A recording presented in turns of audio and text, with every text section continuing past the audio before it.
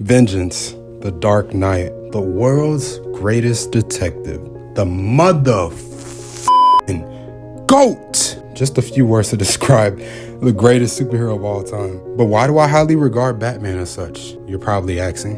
Is it the movies, or the shows, or the comics, or the video games? Well, to answer your question, it's none of that. The entire legacy of Batman is much more than his countless forms of media, or the cool costumes, or shit, anything like that. It's his moral integrity, his ability to do good in a world full of hate, his decision to put his life on the line for the fate of humanity every single time. He is more than Batman. He's a silent guardian, our watchful protector, a dark knight. Welcome back to Mars Media Monday, and in today's video, I want to turn a blind eye from the scrutiny, the controversy, and in favor, showcase this video as an honor to not only my favorite superhero of all time, but someone who I've always looked up to since the age of 5, thanks to my dad. If you are new here and you love video essays about superheroes, you love comic book discussions, video, TV, movie reactions, and things of such, feel free to stick around and subscribe while you're at it. I strive to upload every single week, so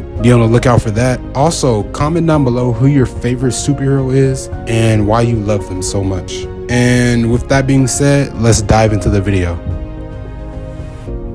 So to put this all into perspective, Batman was one of the first characters, besides Spider-Man, that I was exposed to at a very young age. In fact, I'll never forget the year of 2008 when one of the greatest comic book films ever made released that year. And with that being the first iteration of Batman I saw, I instantly became a fan. But at the age of 5, I didn't understand much about the character fully, aside from him being rich and driving a Batmobile. But as I got older, I ventured off more into the realm of Batman. In fact, that exact same year, one of the most underrated Batman cartoons debuted that year as well.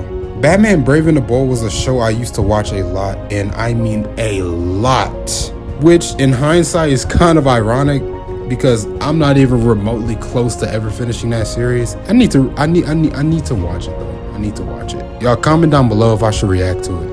Anyways, Brave and the Bold is everything you could possibly want in a Batman cartoon. I think what's different from this show versus other Batman shows is the supporting characters. Most being characters I've never even heard of at the time, like Blue Beetle or Red Tornado or even Plastic Man. Fast forward a few years later to Arkham City, which is undoubtedly the greatest comic book game ever made. Don't at me on that. Fast forward a few more years later to Arkham Knight, which unironically was the first game I've ever pre-ordered. The pain and exhaustion that came with finding every single goddamn Riddler trophy used to drive me insane as a kid. And I mean insane. But in hindsight, I did gain some pretty fondful memories from that game, and I think I should replay them all low-key. Like, I should play Arkham Asylum and Origins as well, because this may trigger some of y'all, but I've never played them before.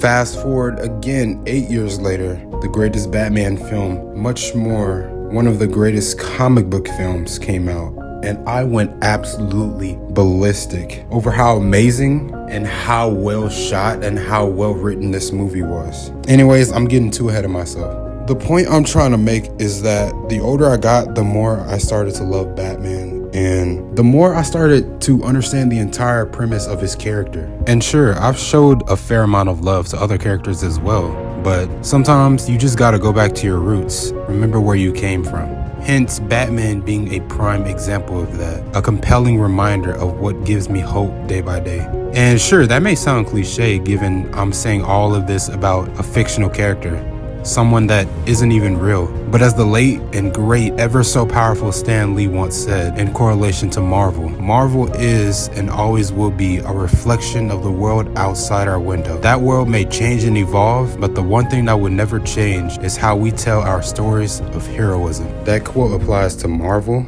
DC, Star Wars, Transformers, anything. So in translation to Batman, he is a symbol of hope in my eyes. He's a gentle reminder that you should always have hope in everything, in people, in situations, but most importantly, have hope within ourselves. Batman teaches us to never let a bad situation define who we are and what we are made of. As quoted in Batman Begins, it's not who I am underneath, but what I do that defines me. Taking action rather than talking about it shows growth, shows character development, much like Bruce Wayne, who may feel like an isolated, stubborn, self-centered, narcissistic individual. But in reality, he's just a man conflicted from the loss of his parents at a very young age, and to overcome obstacles, make sacrifices, find his true self, he had to become the Batman. Thank you all for watching this video. Also, from the bottom of my heart, I really appreciate the love that y'all been giving me recently.